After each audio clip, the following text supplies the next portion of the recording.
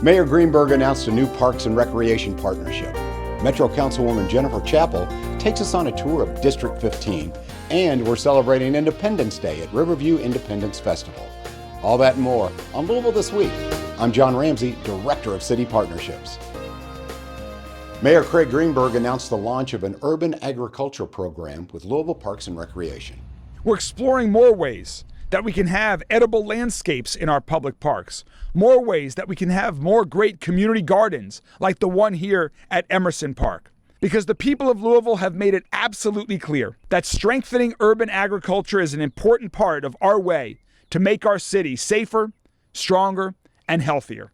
The urban agriculture program within Parks and Recreation will add yet another facet to the many ways that we serve our community. Our goal in spearheading this effort is to be a hub for supporting opportunities for food production through collaboration with our nonprofit partners, and to provide more options for food access and environmental education through our own outreach and engagement. Assistant Chief of the Louisville Fire Department, Bobby Cooper, talked fireworks safety at the mayor's weekly press conference. Nearly every single year, nearly 13,000 ER visits are made due to fireworks.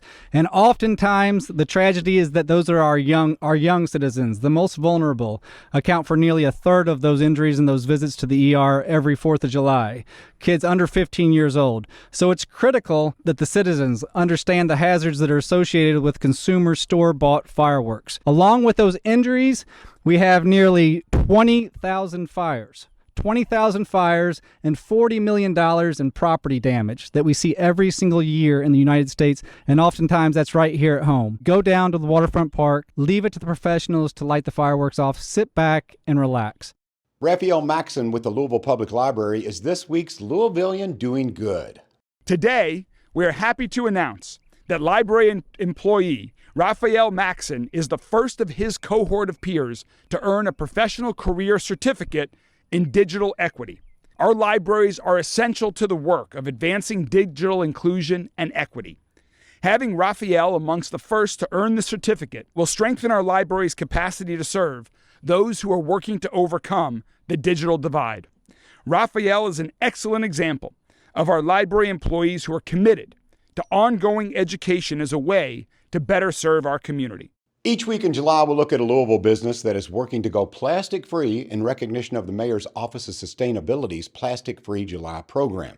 Today, we are visiting the Main Eatery on Main Street in downtown Louisville. This restaurant was founded in the year 2000. We came here from a different state, but we wanted to open our store here on historic West Main because we love the vibe and have always never looked back. So we're in our 24th year. We'll start our 25th year in September. We've been looking at the transition from paper and styrofoam products to compostable and sustainable products for a little over 2 years now. And encouraged by our grandchildren, we decided to make the move this year. So about 2 months ago, we switched our entire inventory to a sustainable, compostable inventory. We decided to do it because we felt in our hearts it was the right thing to do. Our grandchildren assured us it was the right thing to do for their future. And we stood on the sidelines watching the industry evolve, and I want to stress, I think they still are evolving, meaning those who are producing sustainable and compostable materials for a restaurant like ours, which is disposable, but we just are very concerned about where it's disposed of. So for us, it's been a long journey of study, and now we're right in the middle of it. We deeply believe it's the right time, and we continue to learn about the process. And by that I mean the different products that truly are sustainable and truly are compostable versus those that purport to be, but maybe they need to work on their background a little bit better. This year when we asked the grandkids, what do you want for Christmas? They asked us if we would just promise them to go completely sustainable, compostable in our business. That would be a great Christmas present. And we were both a little taken aback by that. It sort of choked me up in a way. It was their way, I think, of telling us that it's their world too. And it was probably the neatest Christmas experience we've had in a long time. I can't fib about it. The transition from styrofoam plastic to compostable, sustainable is an investment literally and not just figuratively. I mean, it really does cost more to obtain and then to use. I don't think it would be good to be disingenuous or dishonest about that. The question then becomes for us, and I think for other business owners, is it worth it? Will it be worth it to our guests and to our constituents? And at least in our experience, we can answer yes to all of those questions. We're concerned about cost, as is everyone in our day, and we want to offer our guests value, both in their culinary experience in our little store as well as their environment while they're here with us as guests. But what we're finding is many of our guests, especially our tourist guests, they appreciate the fact that we're trying to be sustainable, we're trying to be compostable in what we do. I believe, and Floyd does as well, that compostability, sustainability is the future, not just for our grandkids, but for all of us. And the more that we move in that direction, I think it's going to become a business asset, albeit an investment, but an asset. In the same way that I think electric automobiles were extraordinarily expensive for most of us when they first were produced, but now we see their price level going steadily down and becoming more available. So in the same way, I think price levels are going to come down on sustainable products and make it hopefully more available to all businesses, and not just business folk, but people to use in their daily lives at home as well. On this edition of the Metro Council Chronicles, 15th District Metro Councilwoman Jennifer Chappell took Metro TV on a tour to visit some of the interesting and unique places in her district. Hi, I'm Councilwoman Jennifer Chappell, and thanks for joining me today. I'm here in Wyandotte Park, one of the many great parks in District 15. It's our first stop that we'll be taking throughout the district, and I'm really excited to show you why District 15 is so amazing and unique. So let's go.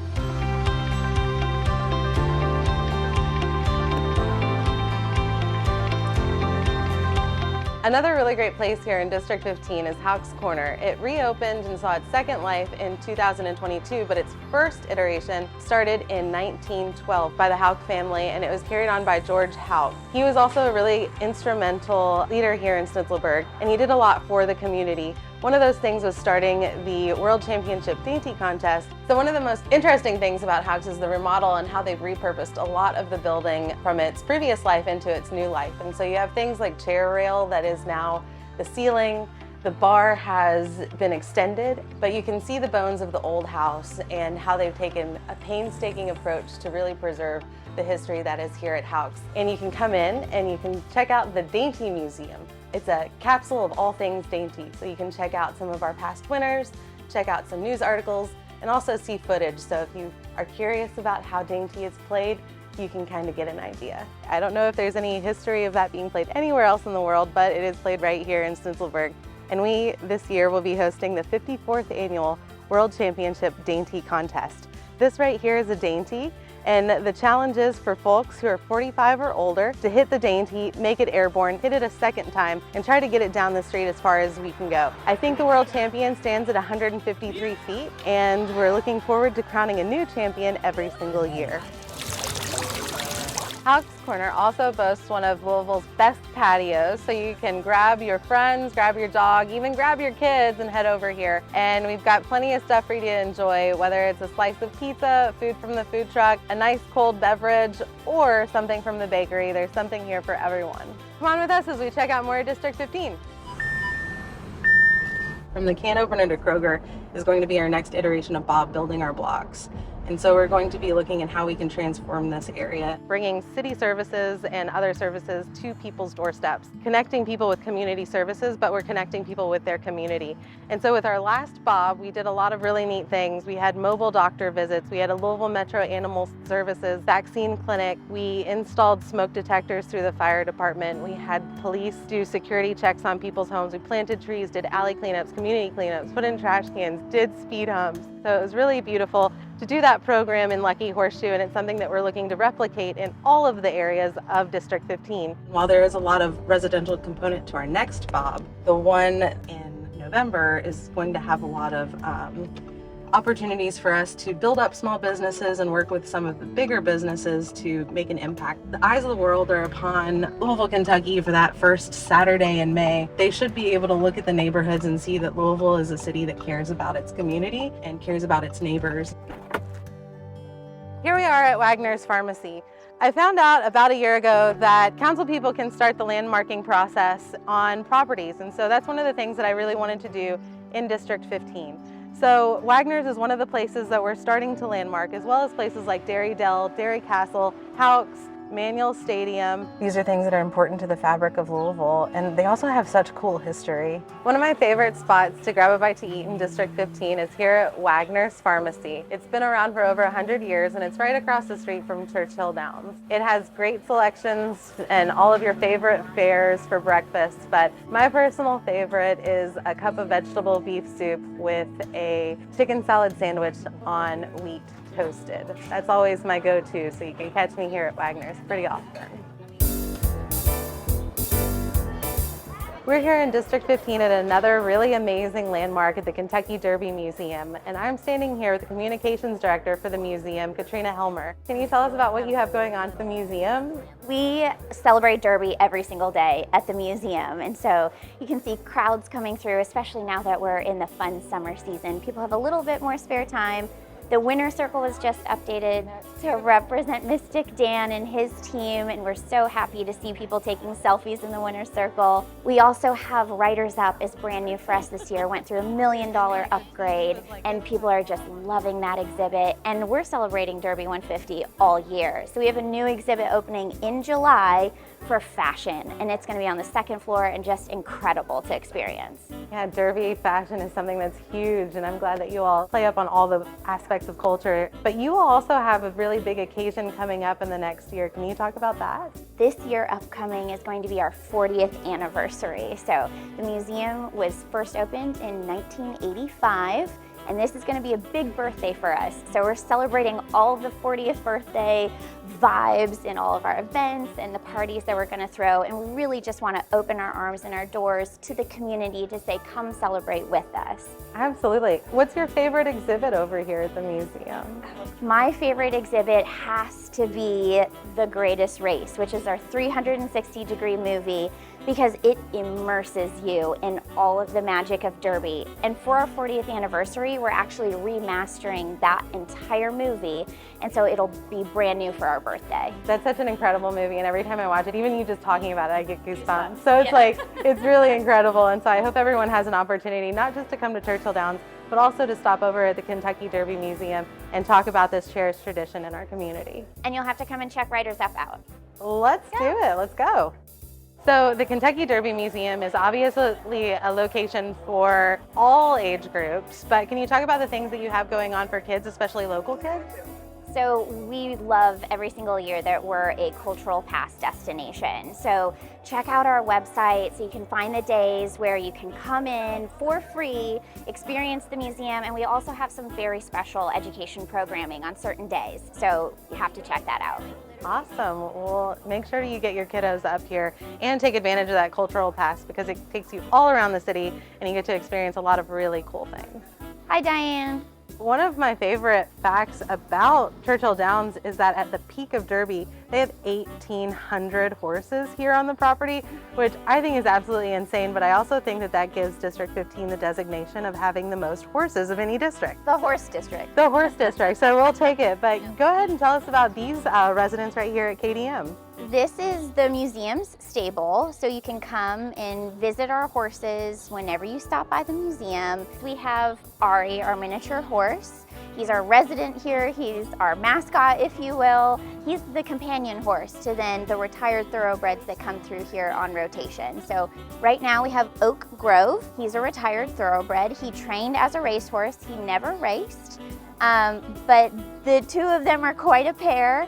And it gives people and guests the opportunity that if they're coming through Louisville and they don't have time to go to a horse farm, this might be their only opportunity to see a thoroughbred, to learn about how you care for thoroughbred horses. And it also gives us an opportunity to potentially get a horse adopted out, which we've been successful at doing. So we love partnering with the different organizations to bring different thoroughbreds in through the museum. Everything in Louisville is connected, and so we want to make sure that when you look at places like Germantown and Shelby Park that have a lot of one-way streets, and then that connects down to downtown, something that we need to reverse sooner than later, but there's so much engineering that goes into it. Another great place that we have right here in District 15, and it's part of U of L's campus, is the Speed Art Museum. It looks a little under construction right now, but the museum is open while they work on their new art park, which will be opening in 2025. It'll be open 365 days a year, 7 days a week, 24/7, so if anybody wants to come in, it's free to the public. Come on over and enjoy some beautiful art in some very lush and beautiful landscaping. Make sure you are getting over to the Speed Art Museum. You can come Wednesday through Sunday to visit, and don't forget on Sundays it's free. They're also participating in the Cultural Pass, so if you've got kiddos, they can come over on Wednesdays and check out the museum for free as well. But it's a great destination, and I hope you're able to make it over to see all of the art, both contemporary and otherwise. Thank you so much for joining me on this tour of District 15. It's been wonderful taking you around to so many of the great spots in the district, and it's a district that I think is probably one of Louisville's best. The communities that make up District 15 are some of the best, and I'm really proud of the people that I'm able to represent. So thank you so very much for allowing me to represent you, and thank you for watching today. And please come visit us in District 15.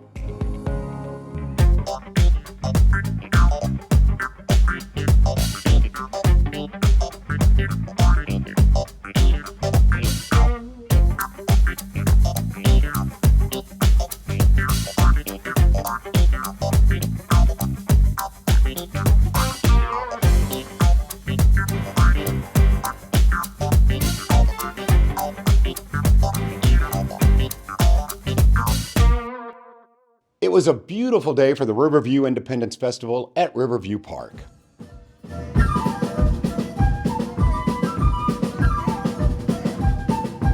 We're here at Riverview Park for Riverview Independence Festival.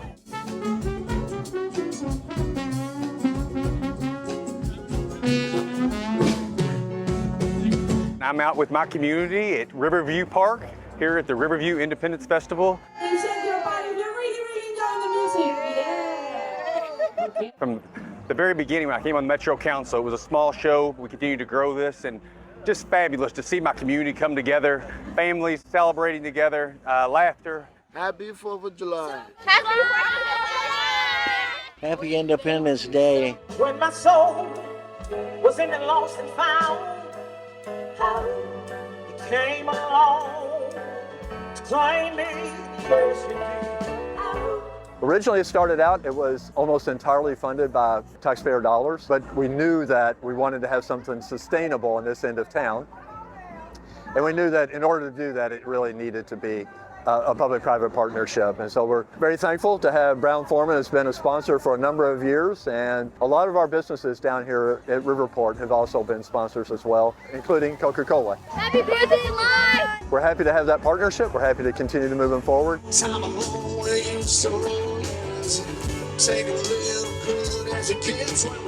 We do 3 bands, and then we'll finish up at 10 o'clock with a wonderful fireworks show. We continue our Louisville Metro Council profiles with District 6 Councilman Philip Baker. Hello, I'm Councilman Philip Baker, representing Louisville's 6th District. Growing up in Louisville, my family taught me the importance of connection and the responsibility we all have to contribute to the greater good. I graduated from the Yellow Jackets Central High School and went on to earn a bachelor's degree in communications at Tennessee State University. In my time outside the Metro Council, I am the Family Resource and Youth Service Center Coordinator at Coleridge Taylor Elementary, where I work to break down the barriers that hinder the educational progress of young people and their families. I also serve on the board of the Kentucky Derby Festival. a community organization of over 4,000 volunteers who work all year to engage everyone in the fun leading to the Kentucky Derby. I have always believed in the power of community and the positive impact we can make when we work together. As a member of the Phi Beta Sigma fraternity, I work with my brothers to strengthen the community through service projects. Recently, we hosted a health fair in the California neighborhood and a cleanup at Shelby Park. And I cannot forget my loving wife, Tiffany. Together we have 3 sons, Philip Jr., Preston, and Peyton, who keep us busy. The 6th district includes the neighborhoods of Paristown, Germantown, Shelby Park, Meriwether, Old Louisville, Limerick, Park Hill, and Algonquin. We are the proud home of Central and Shelby Parks, Algonquin Parkway, and the Old Louisville Preservation District, the largest collection of Victorian homes in the nation. To learn more about the 6th District, please visit louisvilleky.gov/District 6. And I hope to see you, yes you, out in our neighborhoods. Louisville was only the 2nd city in the country to receive official welcoming city status, which made these international students feel more comfortable.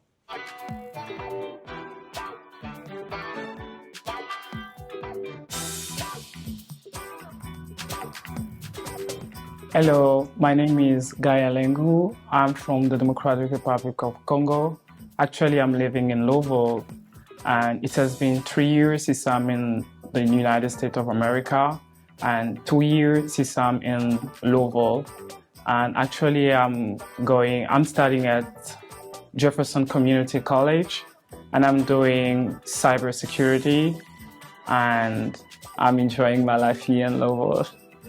I got a master's degree in Democratic Republic of Congo, and I moved in the US here in Louisville to study. And my family still live in Congo, and my brother was living here in Louisville. And I was living before in the state of Maine, and I joined my brother here in Louisville, and I'm living here actually. I'm keeping with my school in Jefferson Community College, and when I will be done next semester, and I'm planning to go to the University of Bellarmine. I'm so excited and waiting to keep on with my achievement.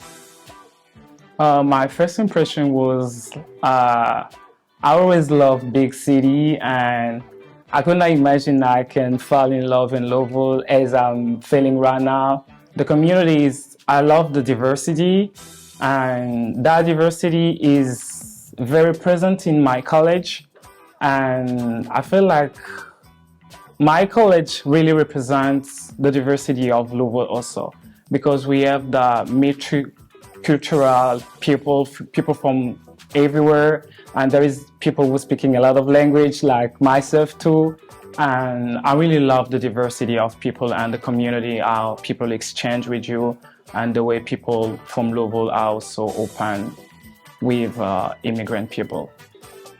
The immigrant heritage for me, it's to succeed from very far away. Hello, my name is Benji Charles. I'm an immigrant from Haiti. I'm currently a senior at Spartan University studying criminal justice. Me and my family first moved to Louisville in 2015. We were living in South Carolina at the time.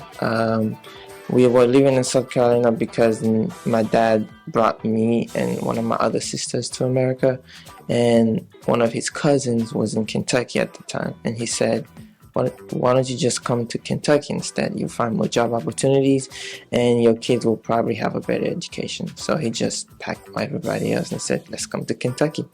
And I would say at first my settling in Kentucky was not very well, because school, I didn't really fit in as I did in South Carolina. So I ended up having to move out of Kentucky by myself, leaving my family behind. I moved to Maryland, and then 2 years later, in 2017, I came back again. And then that's when I said, I'll try to fit in this time around. And that is exactly what I did. I came back to Kentucky. I went to Dawes High School. That's where I met one of my best friend, Kenny.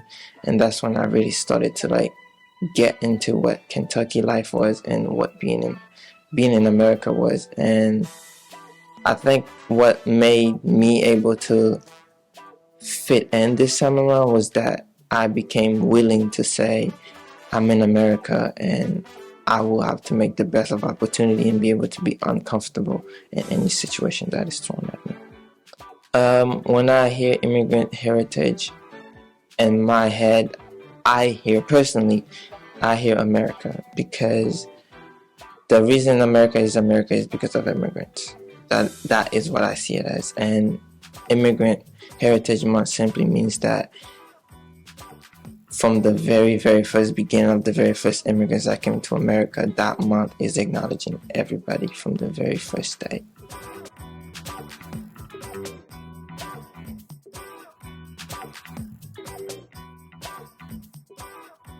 Metro Council Clerk Sonia Harward shares the information you need to know if you're thinking about speaking at a Metro Council meeting. Hello, I'm Metro Council Clerk Sonia Harward. Metro Council meetings and Metro Council Committee meetings are held at Historic City Hall at the corner of 6th and Jefferson Streets. To attend a meeting, you can enter City Hall's main entrance on 6th Street between Jefferson and Market. Persons with accessibility needs can enter City Hall via Congress Alley. After a quick security check, visitors to City Hall will take elevators to the 3rd floor Metro Council chambers. The Metro Council chambers can hold 141 people during a meeting.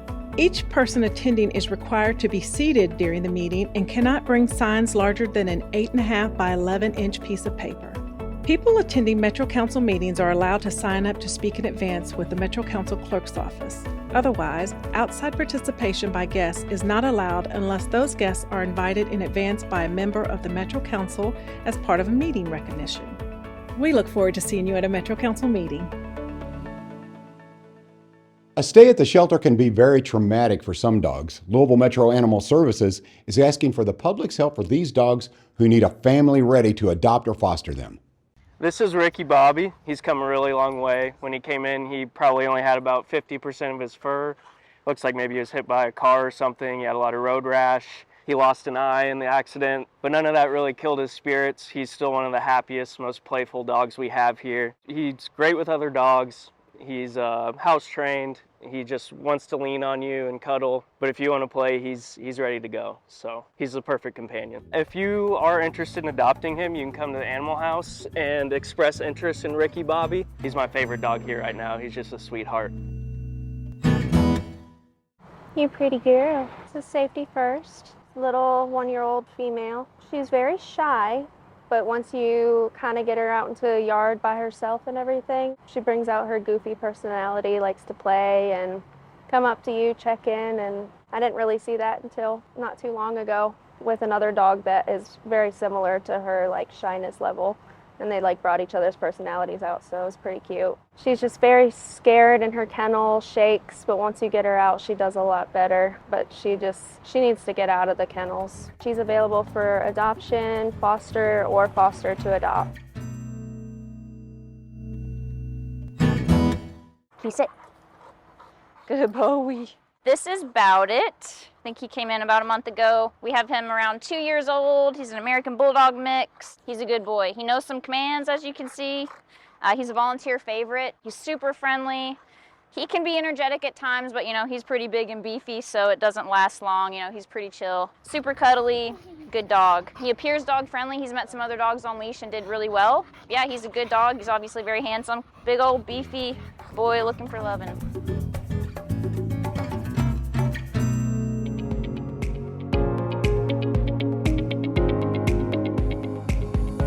Thank you for watching. Please share Metro TV with your friends and ask them to follow us on Facebook, Instagram, YouTube, or X, and download our Roku, Apple TV, or Amazon Fire TV apps.